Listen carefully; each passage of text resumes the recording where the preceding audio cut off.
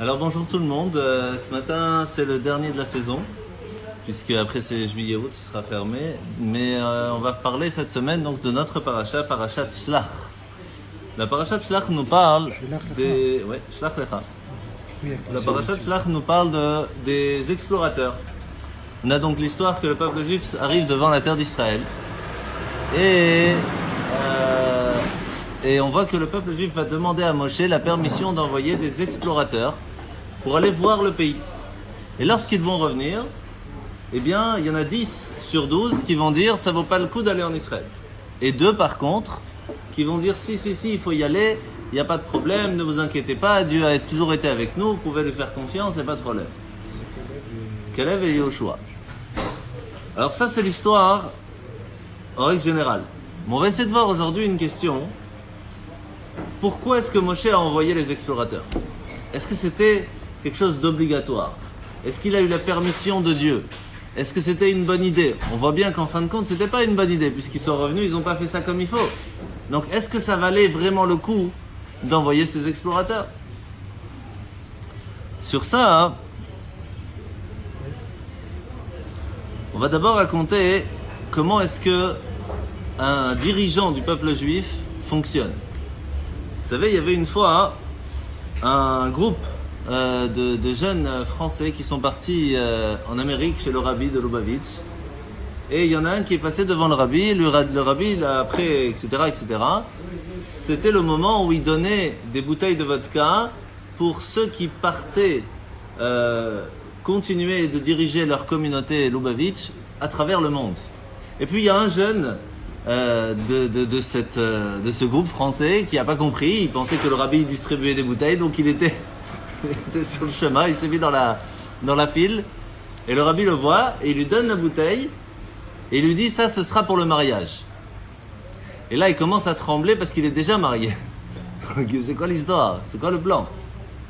Et on sait que quand le rabbi donnait une bouteille de vodka, on avait l'habitude, en tout cas à ce moment-là, de ne pas vendre cette bouteille au Hametz pendant Pessah, parce que c'est comme si elle a changé de main à ce moment-là.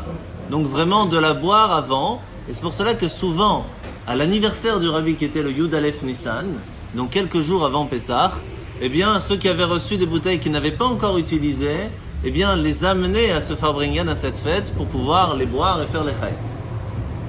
Donc lui, on lui dit c'est pour le mariage, il attend un mariage, quelque chose, il n'y a rien qui se passe.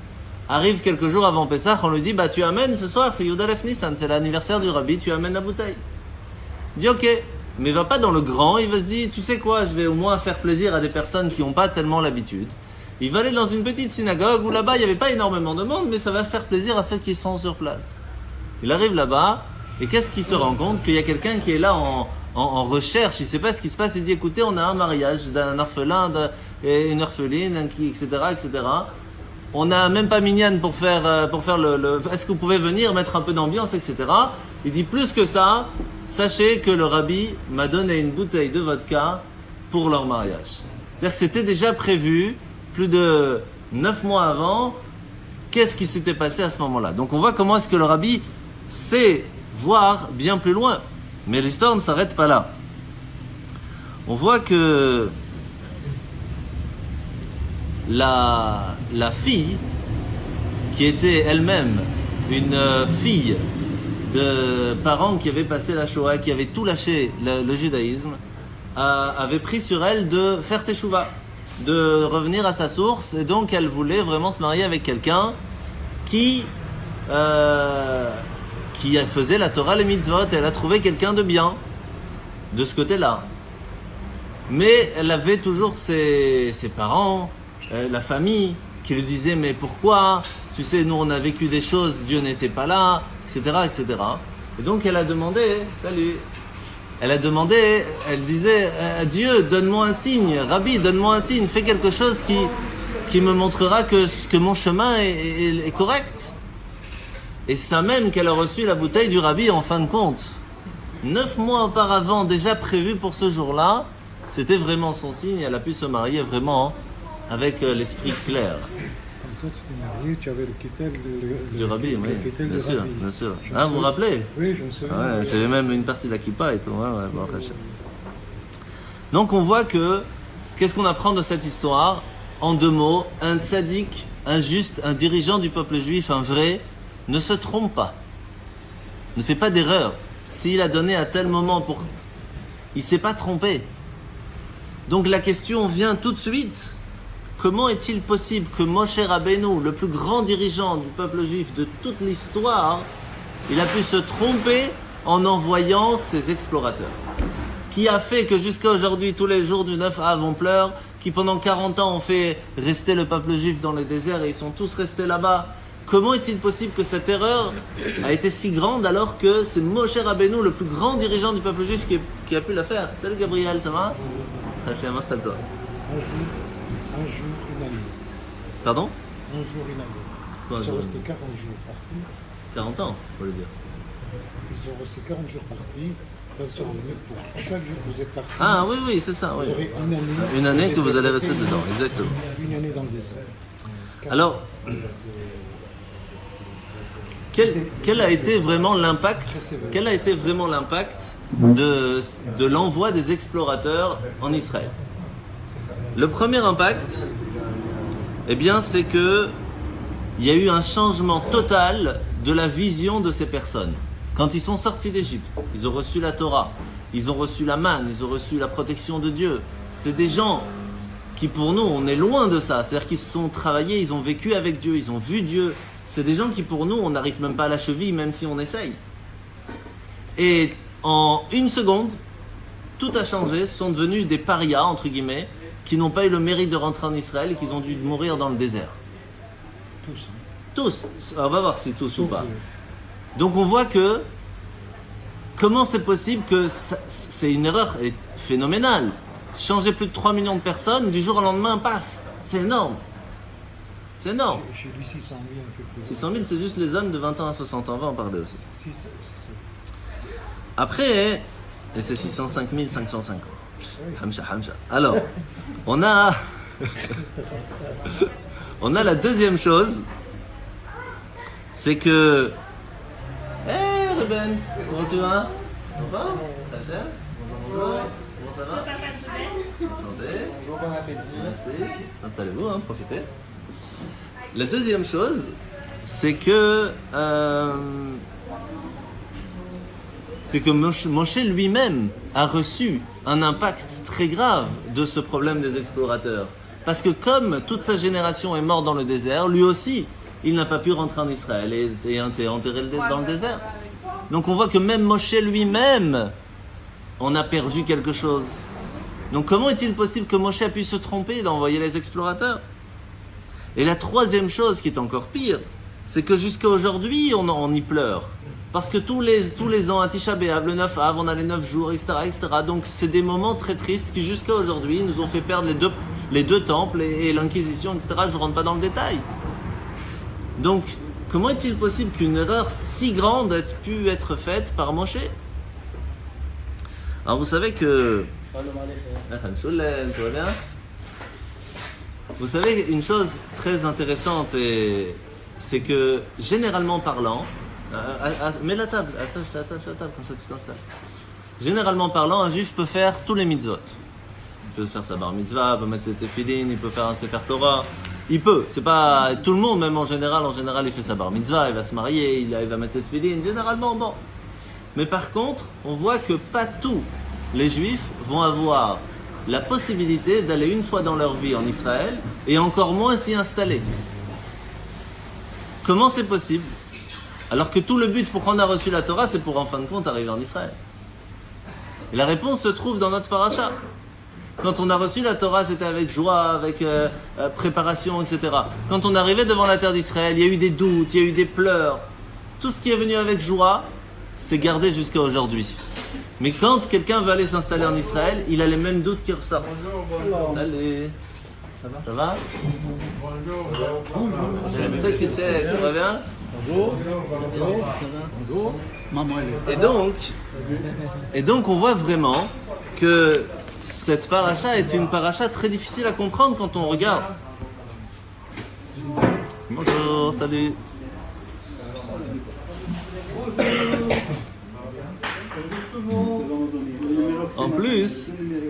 approchez la table comme ça, tout le monde peut se mettre. Ça fait un carton, il y a du monde, bon, Hachem. Alors, il y a encore une place par ici. Ouais. Alors, en plus de ça, on voit que... Ça va, Hachem? On voit que il y a plusieurs erreurs qui se sont faites dans le désert. L'histoire avec l'eau, avec la manne, avec Datan Aviram, avec Korach, avec plein de choses. Mais à chaque fois, c'était où les Égyptiens? Même le Vaudor, c'est les Égyptiens qui ont commencé. Il y a eu Datan et Aviram qui ont commencé à faire plein de bêtises. Il y a Korach qui a fait plein d'erreurs. Mais là, c'est Moshe. C'est Moshe lui-même qui prend la décision d'envoyer les explorateurs et qu'à cause que Moshe a pris cette décision, jusqu'aujourd'hui on pleure. Donc la question est encore plus forte. C'est pas que Moshe a été influencé entre guillemets par quelque chose. Moshe reçoit la demande du peuple juif d'envoyer les explorateurs. Il demande à Hachem, on va voir la réponse de Dieu. Et Moshe prend la décision d'envoyer des explorateurs. À cause de ça, on pleure jusqu'à aujourd'hui. Comment c'est possible? D'abord,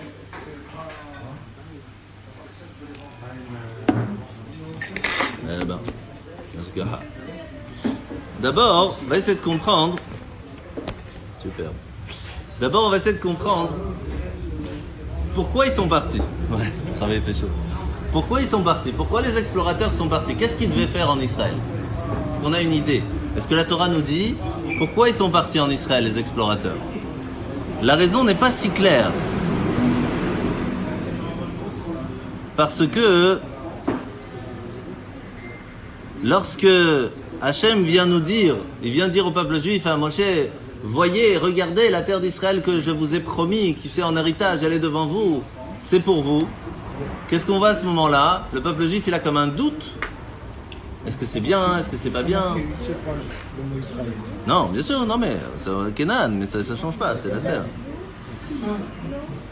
Alors, Rashi vient nous amener une certaine façon de comprendre ce qui s'est passé à ce moment-là. On va essayer de voir toutes les façons. On va d'abord voir cette première-là. La première façon de comprendre ce qui s'est passé à ce moment-là, c'est que c'est un peu comme si quelqu'un, il vient pour lui donner un cadeau et il dit, c'est bien ce que tu me donnes? Il dit, oui, bien sûr. Il dit, je peux tester? Il dit, bien sûr, teste comme tu veux. Il dit, puisque tu me donnes la possibilité de tester, ça veut dire que c'est bon, quoi. J'ai pas... Et peut-être il va tester. C'est un peu la même chose. Hachem, il vient, tout ça, c'est pour que tu profites de la terre d'Israël. Maintenant qu'on a compris ça, ok, le peuple juif arrive devant, il dit, mais est-ce que c'est vraiment bien? Est-ce qu'on peut aller voir? Est-ce qu'on peut tester? Et là, on voit que Moshe Rabbeinu, il pose la question et il dit, pourquoi pas? Tu veux tester? Vas-y. Moi, je t'ai déjà dit que c'est bien. Dieu il dit à Moshe, moi j'ai déjà dit au peuple juif et je te le dis à toi, la terre d'Israël c'est la meilleure. Pourquoi tu viens me poser la question? Pourquoi tu vas les tester? Fais ce que tu veux. Moi je te dis que c'est bon. Alors qu'est-ce qu'il fait Moshe? Moshe, il dit au peuple juif, Dieu il m'a dit que pour lui, il n'y a pas besoin d'aller chercher. C'est bien la terre d'Israël. Lui il nous a dit que c'est bien, moi je lui fais confiance. Maintenant, si vraiment vous voulez tester, allez-y, je vais pas vous bloquer d'aller tester, parce que si je vous bloque, vous allez me dire, ah ouais, mais tu veux pas me dire ce qu'il y a dedans en fait. Il dit, tu veux y aller, vas-y. Alors il essaye d'arranger les choses au mieux, et il va prendre les meilleurs de chaque tribu, les chefs de chaque tribu, pour que chacun puisse vraiment voir avec ses yeux comment c'est la terre d'Israël, pour être content. Ce qui veut dire qu'à ce moment-là, les explorateurs ne sont pas partis pour explorer, pour savoir comment aller conquérir la terre. Ils sont partis, la tour est à Haaretz. La tour est à Haaretz, ça veut dire visiter, voir comment il est bien le pays, comment c'est super, comment c'est sympa. Pas voir les faiblesses du pays, pour voir la beauté du pays, pour voir si ça vaut le coup d'y aller. Mais en fin de compte, qui c'est qui a vraiment utilisé le mot Meraglim? Qui a utilisé les explorateurs, les espions? C'est pas Moshe qui a envoyé des espions en Israël, c'est son disciple, Yoshua. Yoshua, plus tard, 40 ans après, lorsqu'il rentre en Israël, il va envoyer 2 explorateurs, 2 espions, pour aller voir comment et où sont les faiblesses d'Israël. Donc on voit que d'un côté, Yehoshua, entre guillemets, a fait bien. Moshe, qui était son maître, s'est trompé. Qu'est-ce qui s'est passé à ce moment-là? C'est problématique. Quelle est la différence entre quand on envoie des personnes pour voir le bien et des personnes pour voir les faiblesses? La réponse est simple. Quand c'est pour voir le bien, d'abord on dit à tout le monde, voilà, on va envoyer des explorateurs, on fait une grande fête, on fait un départ, c'est devant tout le monde, on dit qui c'est. C'est pas des espions, c'est des gens qui vont aller visiter pour nous ramener des détails. Ici, c'est pas la même chose. Yehoshua, il va cacher leur nom, il va pas leur dire, il va dire à personne quand est-ce qu'il part. C'est des espions. Il va pas envoyer 50, il va envoyer 2. Donc on voit que le sens et la façon qu'ils l'ont envoyé, c'est totalement différent. Il est quand même bien écrit pourquoi quand ils sont revenus, ils ont dit que c'est un pays merveilleux. On va voir. Du miel. On va voir quelle a été l'erreur des explorateurs. Donc on voit que ici, en 2 mots, pour résumer, Yehoshua envoie des explorateurs d'armée, des commandos de l'armée, pour savoir où sont les faiblesses pour pouvoir rentrer et conquérir la terre. C'est pas des gens qui sont partis voir est-ce que c'est bien ou c'est pas bien. C'était pas du tout leur job. La différence, c'est que Moshe, il envoie des personnes pour montrer, pour expliquer comment c'est la terre d'Israël, pour que tout le monde soit content d'y aller. Ça n'a rien à voir. Maintenant qu'on a compris cette première partie,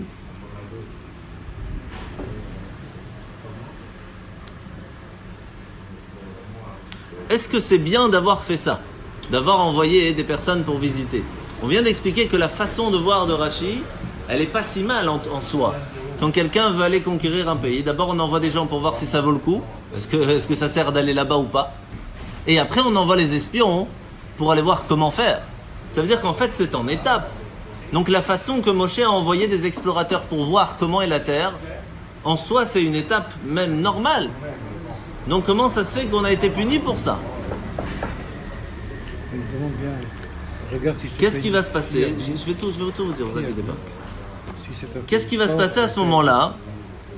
On va voir que les explorateurs vont revenir, il y en a 10 qui vont dire la terre d'Israël est magnifique, mais elle est très dangereuse. Ça vaut pas le coup d'aller. C'est-à-dire qu'ils ont donné leur avis. On leur a pas demandé de donner leur avis. On vous a dit revenez, expliquez-nous comment c'est. Première erreur des explorateurs. Bonjour. Deuxième chose, les deux autres vont dire et alors qu'il y a des géants, c'est votre problème? Dieu nous a déjà sauvés de plein de choses. Pourquoi vous n'aurez pas confiance? Donc on voit qu'à ce moment-là, le peuple juif va être triste, va pleurer parce que les explorateurs vont dire que c'est pas bon d'aller en Israël. Alors sur ça on peut expliquer plusieurs façons, c'est pas le moment maintenant. Pourquoi ils ont dit ça, etc. Mais c'est pas le moment. Pour l'instant on est sur la question pourquoi il les a envoyés. Maintenant qu'on a compris ça, qu'est-ce qui va se passer? Dieu va dire à Moshe, puisque tout le peuple a pleuré pour rien, je vais leur donner de quoi pleurer. Tous les ans, le même jour, c'est donc le 9 Av, le soir du 9 Av, tout le peuple va creuser leur tombe. Et le lendemain matin, 15 000 vont mourir. Pour que, en 40 ans, les 600 000 partent. Ce qui veut dire que chaque année, les gens dormaient dans leur tombe et savaient que le lendemain, il fallait enterrer 15 000 personnes. C'est énorme. Une fois par an. Ils ne mouraient pas les autres jours. Une fois par an, ouais. C'était le jour du décès. C'était le 9 Av. Comme ça. Tout le monde le même jour. Maintenant, qu'est-ce qui s'est passé? Pendant 39 ans, ça fonctionne. La 40e année, ils savent que c'est la dernière année, donc ils savent que ces 15 000-là, ils ne vont pas se relever le lendemain. Et pourtant, le lendemain, les 15 000 se lèvent. Alors ils se disent, on s'est peut-être trompé de jour dans le calendrier, on va les redormir demain. Le lendemain, ils se lèvent, encore. Surlendemain, encore. Pendant 5 jours comme ça, jusqu'au jour du 15 Av. Le 15 Av, lorsqu'il se lève, il se dit, c'est bon, c'est que Dieu nous a pardonné. Qu'est-ce qui a fait qu'un décret prévu que ces 15 000 personnes devaient mourir, c'était prévu. En fin de compte, ils ne meurent pas. La réponse est simple. Quand une personne va dormir et qu'elle sait que le lendemain, il y a un doute si oui ou non, elle va se relever ou pas, elle va peut-être demander pardon, mais pas avec cœur, parce qu'elle se dit peut-être que la nature va faire que je ne vais pas mourir. Mais lorsqu'on sait que le lendemain, on ne va pas se relever, alors la teshuva, les demandes de pardon qu'on va faire, elle est totale. Ce qui fait que si on demande pardon de façon totale, le pardon est accepté. Ce qui fait que le lendemain, le décret est déchiré. C'est ce qui s'est passé. La question, c'est pour le 39 et le 39. Mais la teshuva qu'ils avaient fait n'était pas totale, c'est pour ça qu'ils sont partis. Là aussi, ça, c'était pour le lendemain. C'était oui ou non. Il y avait un doute. Il y avait 15 000, mais sur 600 000. Donc il y avait un doute, est-ce que c'est eux ou pas? C'est comme si vous allez dormir le soir, vous savez que pendant la nuit, vous êtes jugé. Si oui ou non, vous allez vous relever le matin. C'est pour cela que tous les matins, on dit « Modé Annie, merci de m'avoir fait confiance, de m'avoir donné encore une journée à vivre. » Est-ce qu'avant de dormir, vous demandez pardon parce que vous savez que le lendemain, vous n'allez pas vous relever? Non, parce que il y a un doute. Peut-être oui, peut-être non. Mais si on vous dit demain matin, c'est où? Quand on va dormir, c'est différent. Donc on voit ici que qu'est-ce qui s'est passé lorsque Dieu va dire à Moshe, est-ce qu'il faut envoyer ou pas les explorateurs? Eh bien écoutez ce qui se passe. Moshe arrive chez Dieu et lui dit, le peuple juif vient et me demande est-ce qu'on peut envoyer les explorateurs? Et Hachem dit cette phrase, Shlach lecha leda'atra. Envoie-les pour toi à ta connaissance. Ça veut dire, pour moi, j'ai pas besoin qu'on envoie des explorateurs. J'ai déjà dit que la terre d'Israël est bien. J'ai pas besoin. Tu veux, fais ce que tu veux. Imaginez que vous allez demander une question à votre patron. Il faut ou il faut pas? Et vous dites, c'est quoi, pour moi, j'ai pas besoin. Fais ce que tu veux. Vous allez faire ou pas? Pas sûr. Si vous allez voir un ange, vous lui dites, est-ce qu'il faut ou il faut pas? Il te dit, franchement, il n'y a pas besoin. Maintenant, tu fais ce que tu veux. Vous allez faire ou pas? Pas certain. Si Dieu lui-même, il vous dit, je pense pas que c'est une bonne idée d'envoyer des explorateurs. Fais ce que tu veux. Vous allez le faire ou vous n'allez pas le faire? Jamais. Jamais. Comment ça se fait que Moshe prend sur lui la décision d'aller à l'encontre même de la volonté de Dieu en se disant, oui, je suis peut-être plus intelligent que Dieu, lui il pense que c'est pas important, mais moi je pense que c'est important, on les envoie. C'est énorme comme décision. Et à cause de ça, ça a été une catastrophe. Donc qu'est-ce qui s'est passé dans la tête de Moshe à ce moment-là? Alors, si c'est vraiment une erreur, la question elle est encore sur Yehoshua, son disciple, 40 ans plus tard. Il fait la même erreur que son maître, il envoie encore des explorateurs. Alors, si vraiment c'était une erreur ce que Moshe a fait, alors ne refait pas la même chose. Et on voit bien que la deuxième fois, lorsque Yehoshua a envoyé, c'était pas une erreur. Dieu ne les a pas punis pour ça. Donc, comment ça se fait que pour Moshe, ça a été problématique, et pour son élève, non? La première fois, quand même, il y a quand même une partie du peuple hébreu qui est rentré quand même. Ils se sont fait battre. Ah, ça c'est après, c'est encore autre chose. Oh là là, c'est pas tout mélanger. Non, je ne mélange pas, mais je te dis, ça c'est la première fois. C'est autre chose. C'est encore autre chose. Ça, ils n'ont pas envoyé des explorateurs, ils sont partis, une partie est partie pour se battre, ils ont perdu, c'est tout. Ça n'a rien à voir. Donc maintenant, il y a une seule personne, un seul grand rabbi qui s'appelle la Barnabel, très connu quand on apprend la paracha, un grand Mepharaësh, qui vient nous dire une chose très très étonnante et qui nous dit comme ça. Il faut savoir que la faute, il parle vraiment de faute, l'erreur que Moshe a fait à ce moment-là en envoyant les explorateurs à l'encontre de la volonté de Dieu, c'est à cause de ça qu'il n'est pas rentré en Israël. Carrément. Alors qu'on sait bien que c'est marqué plusieurs fois dans la Torah que pourquoi est-ce qu'il n'est pas rentré en Israël? Parce qu'il a frappé le rocher, il ne lui a pas parlé. C'est-à-dire que c'est écrit plusieurs fois, c'est 3 fois c'est marqué en fin de compte. Donc à Barnabel, il prend sur lui une charayot, c'est-à-dire une responsabilité de dire que c'était la faute des explorateurs. Et comment il explique ça? Il dit, on ne peut pas dire que la faute d'avoir tapé le rocher c'est tellement grave. En fait, c'était juste pour ne pas parler de la grande faute de Moshe et des explorateurs. Même sur moi, mais on ne dit pas pourquoi. Donc, on peut croire que c'est Oui, c'est ce que... Exactement, c'est ce que dit Barnabel. C'est exactement ça. Donc, sur ça, il y a quand même cette question qui est très, très difficile à croire sur ça. Parce que si c'est vraiment une faute que Moshe a fait d'envoyer les explorateurs, le problème se pose chez son disciple, comme on a dit. si c'était un problème d'envoyer des explorateurs parce que ça veut dire que tu n'as pas confiance en Dieu, pourquoi Yahushua, son disciple, envoie des explorateurs et on voit qu'à ce moment-là, ce n'était pas un problème? Donc c'est difficile de dire cette explication, même si, en fin de compte, avec ce qu'on a déjà expliqué, on peut découper la façon comment est-ce que Moshe envoie les explorateurs et Yahushua un peu différemment.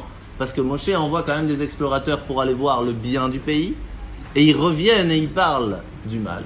À la différence que les deux explorateurs de Yahushua, ils sont partis pour voir les faiblesses du pays. Et eux, ils font leur job. Donc, il y a quand même une certaine différence qui pourrait expliquer à Barnabel, mais la question reste quand même en suspens. Sur ça, on va raconter une histoire. L'histoire d'un rabbin très connu, le Rav Tzvi Hirsch Weinreb, qui était un des très très proches du président de l'Ohio, et qui était lui-même sur deux plans, on va dire. Il était rabbin de métier et de cœur, mais il était aussi professeur de philosophie. Eh ben voilà, Mazal Tov. Et le problème, c'est qu'à force de marcher sur deux pieds, si on veut, ben, il a eu beaucoup de doutes dans sa tête, même à savoir où envoyer ses enfants dans l'éducation. Est-ce que plus dans telle école philosophique ou plus dans le côté toranique? Il était très très... Pourtant, il avait une foi très forte, il était rabbin, donc c'est pas non plus... Mais les questions étaient là. Et alors, il va un jour chez le rabbi de Lubavitch, et par téléphone, il demande au secrétaire, est-ce que, en sachant que j'habite l'Ohio, qu'est-ce qui serait bien de faire? J'ai des doutes dans la façon d'agir. Et le rabbi qui se trouve à côté, en général le rabbi parlait pas souvent au téléphone, mais ça arrivait, il dit à son secrétaire, dis-lui, donc il entend en même temps par le téléphone, qu'il aille voir un monsieur Weinreb qui se trouve à l'Ohio. Alors, il transmet le message, il dit, oui, j'ai bien entendu le rabbi, mais dites au rabbi que c'est moi. Et le rabbi lui dit, mais des fois, il faut se parler à soi-même. Alors, c'est quoi la réponse? Qu'est-ce qu'il a voulu lui dire? Il a voulu lui dire, il y a des fois, il faut prendre ses propres décisions. Il y a des fois, tu as tes connaissances, tu as ton expérience, et tu dois faire tes choix. C'est-à-dire que je peux pas prendre la décision pour toi.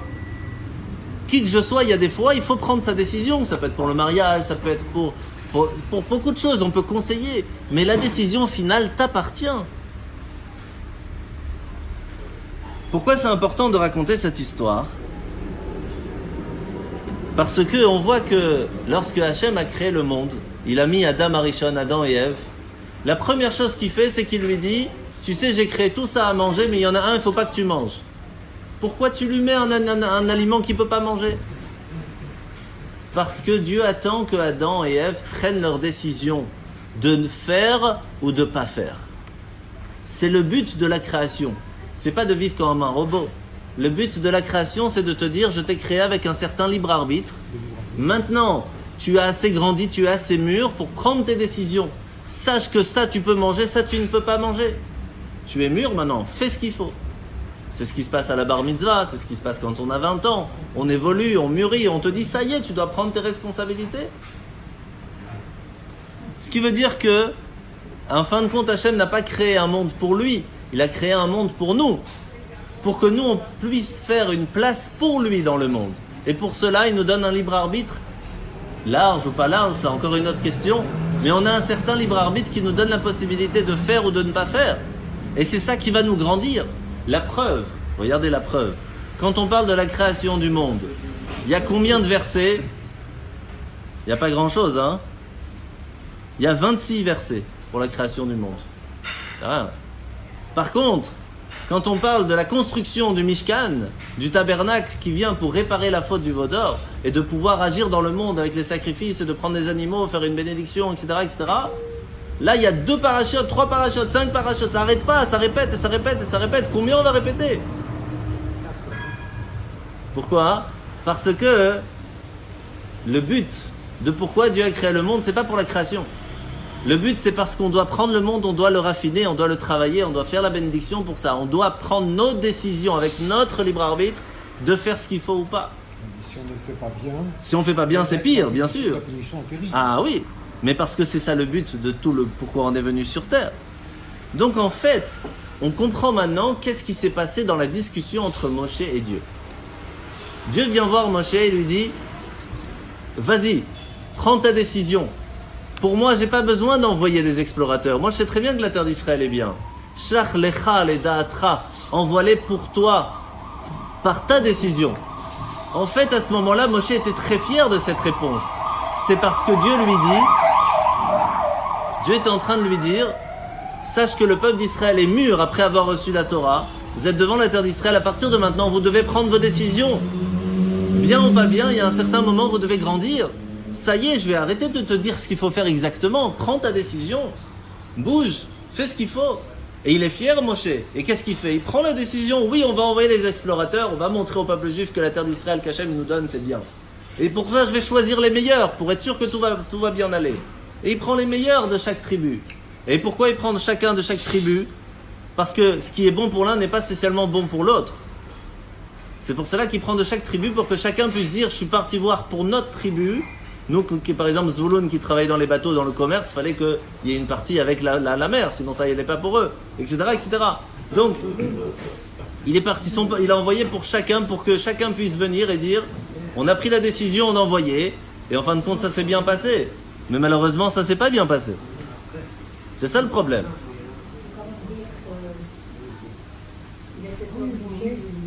Pardon? Hein? Pourquoi il n'avait pas le choix? Pourquoi? Ah oui, mais c'est ça, bien sûr. Donc, qu'est-ce qu'il pouvait faire? Il n'avait pas le choix. Ah bah si, il aurait pu taper du poing en disant « Eh oh, ça suffit, Dieu nous a dit on avance, on avance. » C'était Moshe, hein, il aurait pu. Hein. Hachem. En fin de compte, Il n'avait pas le choix. non, le choix on a toujours, même s'il est difficile, mais... Le Datra, c'est un peu curieux, parce qu'il était obligé de passer par là. Non. Mais la preuve, c'est que oui, c'est qu'il devait prendre cette décision, en tout cas. Lui devait prendre la décision. Et cette décision, qui en soi était bien, puisqu'on vient d'expliquer que c'était bien de grandir et de prendre chacun sa décision, malheureusement, cette décision a été catastrophique. Il a été payé cher. Pardon? Il a été payé cher. Elle a été payée très très cher. Mais au moins, on comprend que Moshe n'avait pas fait une erreur en soi d'avoir envoyé les explorateurs. C'était simplement une décision. Maintenant, on va voir autre chose. Pourquoi est-ce qu'aujourd'hui, on n'a pas les mêmes miracles qu'avant? On n'a plus la manne, on n'a plus... C'est une question. Alors sur ça, hein, le rabbi nous explique, il nous raconte une chose très importante. On va finir avec ça.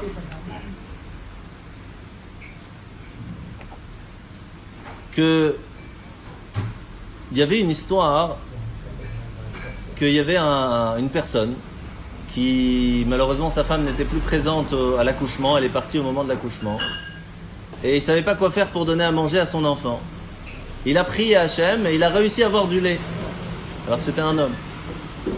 L'histoire dans le Talmud. C'est pas la première fois, il y a eu plusieurs, bon, pas des tonnes, mais il y en a eu. Et à ce moment-là, qu'est-ce qu'on voit? Que Rav Yosef, il dit, mais c'est magnifique le miracle que Dieu a fait pour lui. Et que disent les sages à Rav Yosef? Mais non, qu'est-ce que c'est triste d'avoir dû changer les lois de la nature pour lui. Ça veut dire, est-ce que c'est bien d'avoir des miracles ou c'est pas bien? Je comprends pas. Ici, la Torah vient nous dire une chose très importante. Hachem, il a créé l'homme pour être un yotzer, pour être un créateur, pour être un formeur, de prendre les choses du monde et d'en former quelque chose de nouveau. Il attend que nous, on prenne le monde qui est brut et de le façonner à ce qu'il puisse être un réceptacle pour la divinité et pas pour autre chose. Malheureusement, c'est aussi pour autre chose, mais ça doit être pour la divinité. C'est pour cela que c'est très difficile à dire « Oui, mais Internet, c'est pas bon ». C'est pas vrai. Regardez tous les cours de Torah qu'on peut mettre sur Internet. Mais il y a tellement de choses qui sont pas bien sur Internet aussi.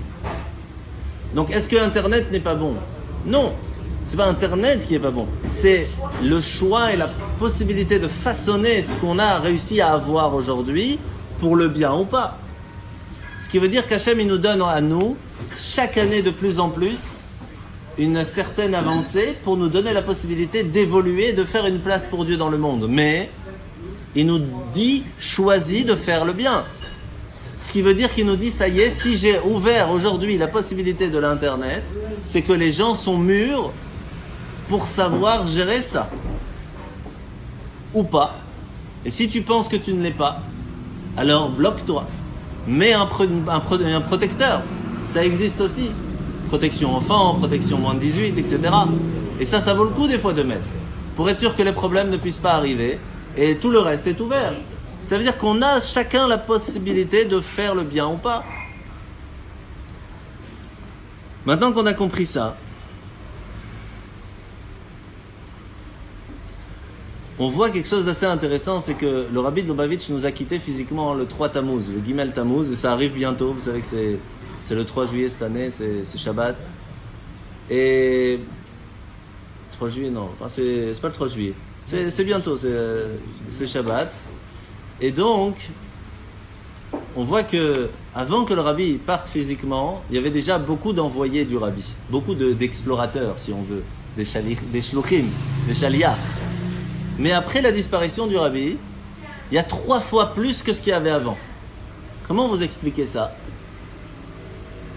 Comment vous expliquez ça? Comment c'est possible que des jeunes qui sont à peine la jeunesse, qui viennent se marier ou qui sont à peine pas mariés encore, ils prennent la décision de quitter leur famille, quitter leur facilité, quitter leur tout, pour aller dans un endroit et aider le peuple juif à pouvoir s'attacher, se rattacher à la Torah.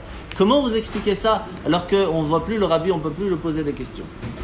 Mais c'est exactement ça.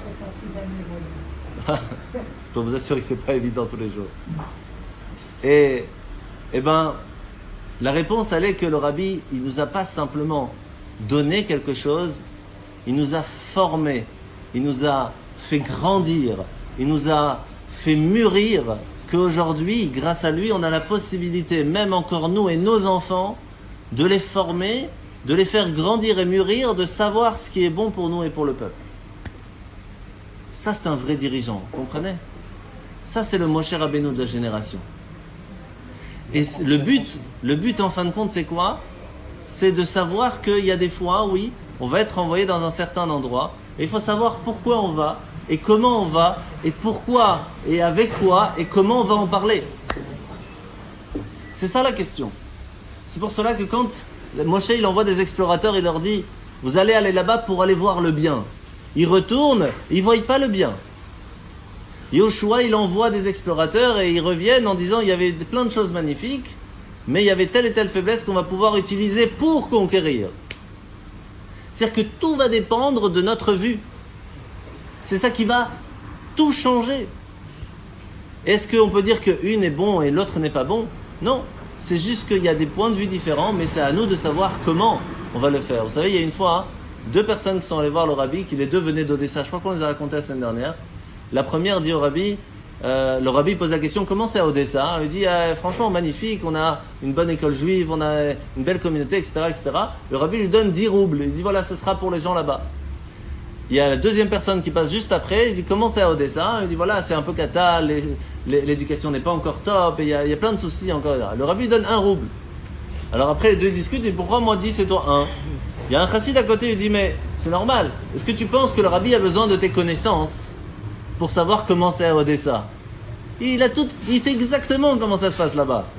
Pourquoi il t'a posé la question? Pour savoir dans quelle Odessa tu vis. Dans quelle ville tu vis? Quelle est ta vie? Comment est ta façon de voir la vie? Est-ce que tu vois la vie avec un œil qui voit toujours le bien ou pas? Et si tu vois toujours le bien, tu auras toujours la possibilité d'avancer. Tu vois toujours le pas bien, malheureusement, tu auras toujours la possibilité d'être freiné. Bien sûr qu'il ne faut pas se fermer les yeux. Mais il faut savoir voir les faiblesses pour les utiliser. C'est ce qu'ils ont fait les explorateurs de Yehoshua. À la différence des explorateurs de Moshe, qui quand ils sont revenus, ils ont utilisé ces faiblesses pour faire tomber le peuple. C'est pour cela que l'envoi même des explorateurs n'était pas une faute. C'était même bien, c'était une décision mûre, réfléchie de Moshe. C'est la façon comment les explorateurs sont revenus qui ont mal interprété et mal fait leur travail, qui ont fait en fin de compte l'erreur des explorateurs. Alors il faut espérer que maintenant, vous savez, qu'on est tous et toutes des envoyés de Dieu quelque part. Si on a été envoyé, on est né dans ce monde, c'est qu'on est envoyé pour une mission. Et on peut chacun d'entre nous voir cette mission en voyant tout le bien qu'on a reçu, en voyant tout ce qui n'est pas bon qu'on a reçu. Et on peut essayer de voir quelle est notre mission aujourd'hui, à savoir comment faire pour que le monde soit plus raffiné, à ce que Hachem puisse recevoir et nous envoyer le Mashiach ou pas. C'est à nous. C'est exactement la question qu'il faut se poser aujourd'hui. Est-ce qu'on a fait notre mission? Est-ce que quand on parle à Hachem, tous les matins, tous les après-midi, tous les soirs, quand on fait la prière au Shabbat, est-ce qu'on lui dit « Oui, tu sais, c'est galère, c'est pas bien, etc. » Est-ce qu'on parle toujours du mal de notre vie? Comment est-ce qu'on voit notre vie ou pas? Vous savez, il y a une phrase très intéressante qui est vraiment très forte, et on va finir avec ça. C'est « Ne dis pas à Dieu comment sont grandes tes galères, dis à tes galères comment Dieu est grand. » C'est exactement ce qu'il faut essayer de faire, et automatiquement, eh bien, on pourra faire notre mission de la meilleure façon possible. Hazak.